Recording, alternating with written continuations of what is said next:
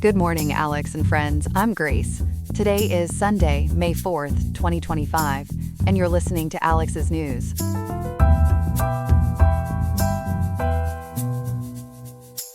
Looking at the weather forecast for Riverside, it's going to be a notably cool day. Expect the high temperature to only reach about 56.2 degrees Fahrenheit, with the low dipping down to 53.7 degrees later tonight. Coming up on the show today, we're digging into a significant event in the Middle East. We'll examine the factors contributing to a recent failure of Israel's sophisticated air defense network against a missile launched by Houthi militants.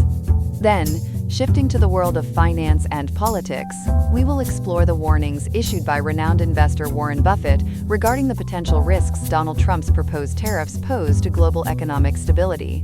All this and more coming up on Alex's News. Stay tuned.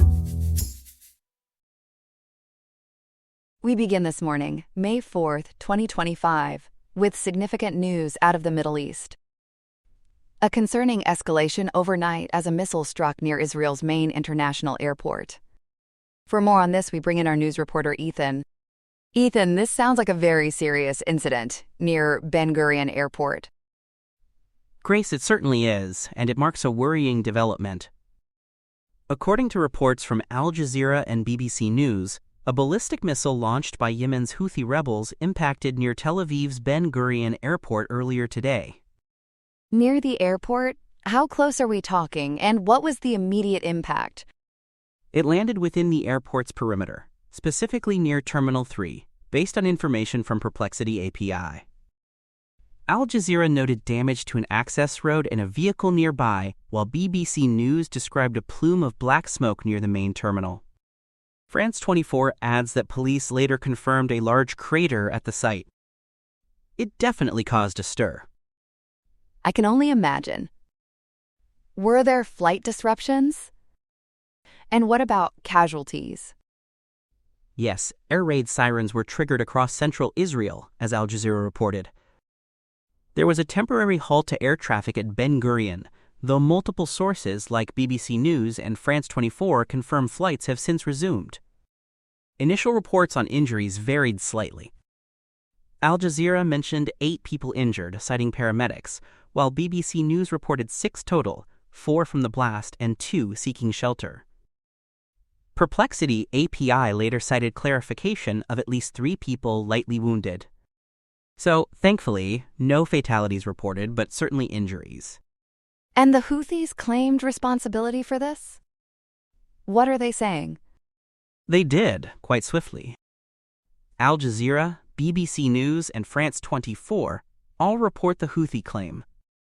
A spokesperson, identified by BBC News as Yahya Saree, declared Ben Gurion Airport, quote, no longer safe for air travel, end quote. They're framing this, as Al Jazeera notes, as a response to the ongoing war and blockade in Gaza, where over 52,000 Palestinians have reportedly been killed in the last 18 months. Perplexity API adds the Houthis see this as proof they can hit sensitive targets and have, quote, no red lines, end quote, in their campaign supporting Palestinians and Hamas. This is a bold strike.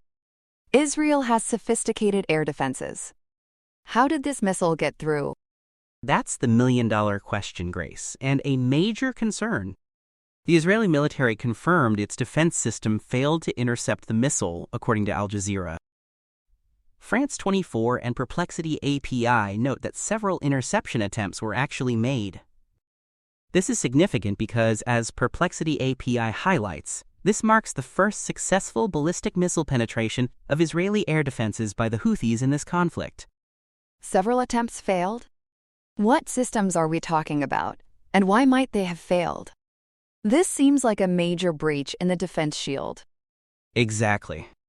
Perplexity API points to Israel's high-altitude Aero missile defense system and potentially even the USTH-AAD system deployed there as having unsuccessfully attempted the interception. The Israeli Air Force is investigating, according to BBC News. Analysis via Perplexity API suggests a few possibilities.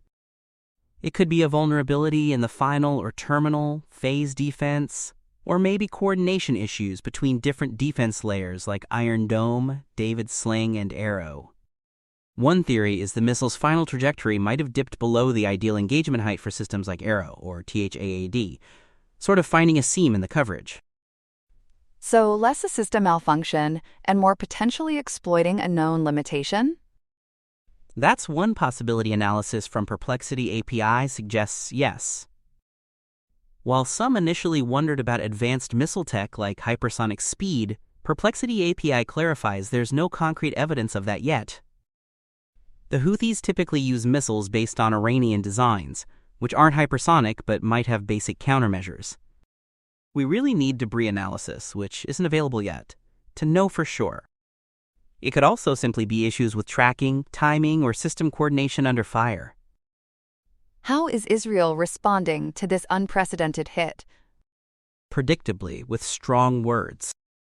Defense Minister Israel Katz vowed a powerful response, with Al Jazeera and Perplexity API reporting he threatened, quote, sevenfold, end quote, retaliation. BBC News mentioned Prime Minister Netanyahu was meeting with officials to discuss options. Perplexity API reports they're considering direct strikes on Houthi targets in Yemen, a major potential policy shift. Politically, Benny Gantz blamed Iran, according to Al Jazeera, while opposition figure Yair Golan criticized Netanyahu's overall security handling. This certainly adds another layer of complexity to an already tense region. Thanks for breaking it all down for us, Ethan. You're welcome, Grace. It's a situation we'll be monitoring closely, especially considering the ongoing Houthi attacks on Red Sea shipping and the U.S.-led responses detailed by sources like France 24 and Al Jazeera. Absolutely. Thanks again, Ethan. That was story 1 of 2 this morning. For our second story this morning, we turn to the world of high finance, where seismic shifts are underway. Legendary investor Warren Buffett made some major announcements at Berkshire Hathaway's annual meeting. Here with the details is our business reporter, Chloe. Chloe, quite the weekend for the Oracle of Omaha. Absolutely, Grace. It was a double dose of major news from the Berkshire Hathaway shareholder meeting on Saturday. First, the big one, Warren Buffett, who is 94 years old, announced he will retire as CEO at the end of this year. Second, he issued a very pointed warning about the risks of ongoing trade wars, specifically criticizing tariff policies associated with former President Donald Trump. Let's start with the retirement. After decades at the helm, stepping down is monumental. Who's taking over, and was the succession planned? Seems like big shoes to fill. Very big shoes, Grace. As reported by NPR and WHYY, Buffett formally recommended Greg Abel as his successor. Abel is currently the vice chairman overseeing Berkshire's non-insurance businesses, so he knows the company inside and out. Analysts cited by Perplexity AP, I note this is part of a long-prepared succession plan, which likely helped cushion the announcement. Interestingly, WHYY noted Abel himself seemed surprised by the timing. Buffett did reassure shareholders, pledging to keep his massive fortune invested in Berkshire stock, signaling his confidence. He'll officially step down at the end of 2025, so about 241 days from now. So the company seems prepared for the leadership change. But Buffett didn't just talk succession, he waded into economic policy, taking aim at tariffs. What exactly did he say? He didn't mince words, Grace. Both NPR and a LinkedIn post from their correspondent Maria Aspen highlighted his core message, quote, trade should not be a weapon, end quote. He argued the U.S. should leverage its strengths and trade openly. While NPR observed he avoided naming former President Trump directly, WHYY reported Buffett specifically warned that President Trump's tariffs could lead to, quote, global instability, end quote. Perplexity API added context, mentioning examples like the reported 145% tariff on some Chinese goods as the kind of policy Buffett was likely condemning. He essentially warned against alienating the rest of the world. Global instability is a strong warning. Help us understand the other side, Chloe. Why were these types of tariffs implemented in the first place, according to those who support them? That's a key point, Grace. According to analysis from Perplexity API, proponents offered several justifications. National security was one, using Section 232 of the Trade Expansion Act for steel and aluminum tariffs. arguing dependence on foreign metals was a risk. Another was tackling unfair trade practices, like intellectual property theft by China, using Section 301 investigations. Reducing the trade deficit and using tariffs as negotiating leverage to get better deals were also cited as goals. The argument was that these corrective measures outweighed short-term costs. It sounds complex. How does this tariff situation actually impact Berkshire Hathaway itself? Is the company hurt or helped by these policies? It's definitely nuanced, given Berkshire's diverse holdings. Perplexity API analysis suggests some manufacturing arms likely face higher input costs for things like steel. BNSF Railway, which Berkshire owns, could see more domestic shipping if tariffs boost U.S. production, but less international trade overall, which Buffett seemed concerned about. Utilities are somewhat insulated, but face higher costs for imported components like solar panels.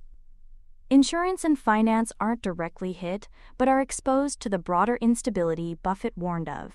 It's telling that WHYY and Perplexity API noted Berkshire is sitting on a massive $347.7 billion in cash, partly because attractive investments are scarce in this environment. Nearly $350 billion in cash. That certainly speaks volumes. Has there been any reaction yet from former President Trump or his allies, or from the stock market? As of this morning, Grace, Perplexity API found no reports of a specific public response from the Trump camp regarding Buffett's comments. As for the market, there wasn't specific data immediately available for Berkshire's stock following the Saturday meeting. However, context suggests relative stability. Perplexity API noted Berkshire's stock had significantly outperformed the S&P 500 this year up to late April, seen as a safe haven. Plus, the succession plan was known, and Buffett's tariff warnings echo existing market anxieties rather than introducing a new shock. Fascinating. It sounds like the oracle has spoken, and the markets, for now, are listening calmly, perhaps investing some faith in the succession plan. Chloe, thank you for breaking down these significant developments for us. You're welcome, Grace. Here are some other headlines. Near SpaceX's launch facility in Texas, voters have overwhelmingly approved incorporating the area as the city of Starbase. The vote, held May 3rd, saw 212 in favor and only 6 against. However, turnout was low, with only 218 votes cast out of 283 eligible voters, most of whom are SpaceX employees or affiliates. The election itself was very low-key, with no visible campaigning and candidates pledging to limit contributions. All 3 unopposed candidates have direct ties to SpaceX but declined interviews. The move is seen as a way to support SpaceX's expansion by potentially streamlining permits and services. Cameron County must still certify the results before the city becomes official. Elon Musk celebrated the outcome online. Despite the historic vote, the atmosphere remained quiet, with only a small gathering reported at the SpaceX employee bar.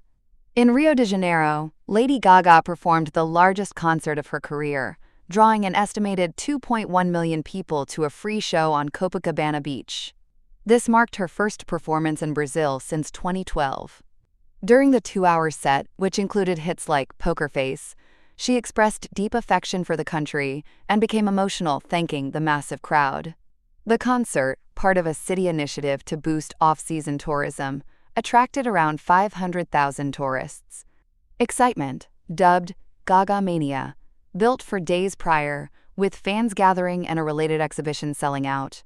Former President Donald Trump is facing criticism after posting an AI-generated image of himself dressed as the Pope on his Truth Social platform. The post occurred on May 2nd, just 11 days after the death of Pope Francis, and during the conclave to select his successor. The image depicted Trump in papal attire with a stern expression. Reactions were mixed, with some finding it humorous, while critics called it disrespectful and ill-timed, particularly given that Trump had recently attended the late Pope's funeral. Vice President J.D. Vance defended the post as a joke. The incident garnered international attention, especially in Catholic countries.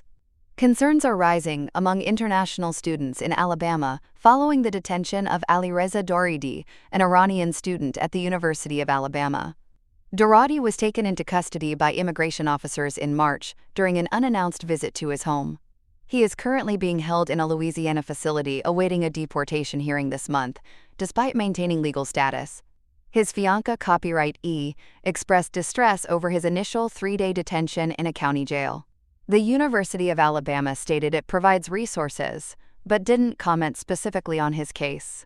This comes amid a nationwide revocation of over 1,000 international student visas since late March, intensifying anxieties about safety and due process. And finally, U.S. Secretary of State Marco Rubio has criticized Germany's decision to classify the Alternative for Germany, or AfD party, as a, quote, proven right-wing extremist organization. Germany's domestic intelligence agency made the classification, allowing closer surveillance due to concerns the party threatens democracy and agitates against migrants. Rubio called the move tyrannical, suggesting Germany is not a democracy if it surveils the opposition. The German Foreign Ministry rebuked his comments, stating the classification is part of a democratic process to protect the constitution from extremism, emphasizing that independent courts will have the final say. The dispute also involved comments from Vice President J.D. Vance and Elon Musk. That's all we have for now. Today's episode was made by Alexander King with Claude Sonnet 3.7, Gemini Pro 2.5 Experimental, Gemini Flash 2.0, Perplexity Sonar Pro, and Google Cloud Text-to-Speech. I hope you have a great day. I'll see you tomorrow, Alex.